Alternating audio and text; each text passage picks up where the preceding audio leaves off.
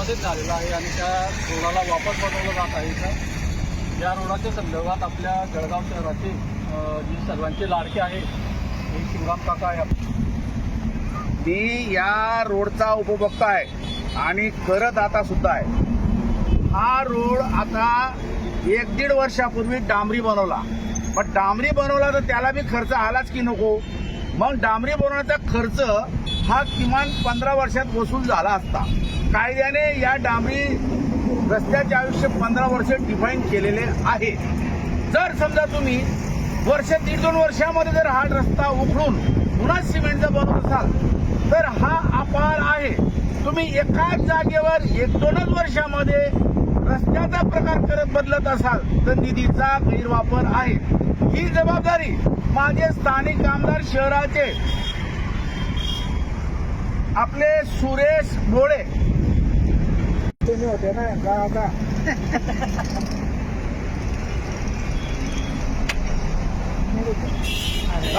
आता ही जबाबदारी आमचे स्थानिक आमदार सुरेश भोळे यांची आहे.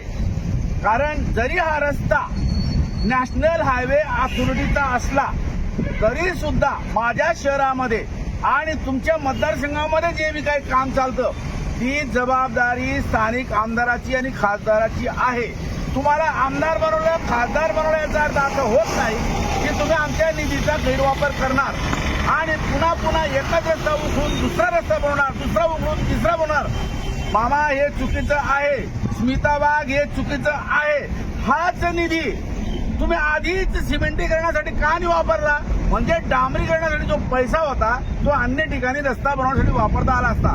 तर आता माझं एक सजेशन आहे, हा रस्ता कोरून पुन्हा सिमेंटचा करण्याऐवजी याला 10-15 वर्ष वापर होऊन जाऊ द्या आणि जो सिमेंटीकरणाचा जो निधी आहे तुमचा तो अन्य ठिकाणी बनवा. जळगाव शहरामध्ये असे बरेच रस्ते 40 वर्षापासून कच्चे आहेत. जसा आमचा जो 100 कोटी रस्ता आहे शिवकालनी पासून तर पार आमच्या त्या माथुरा रोडपर्यंत का नाही बनवला?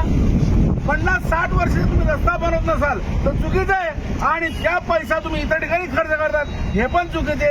याआधी माझ्या वाघनगरकडे आणि त्या ठिकाणी रेल्वे पुलाकडे जाणारा जो रस्ता होता पहिल्याने डांबरीचा नंतर सिमेंटचा. मामा सुरेश भोळे मामा आणि स्मिता वाघ असा गोंधळ घालू नका. तुम्हाला आम्ही जनतेच्या सोयी सुविधांसाठी आमदार आणि खासदार निवडून आणले, चोऱ्या करण्यासाठी नाही, निधीची उलटवाणी करण्यासाठी नाही.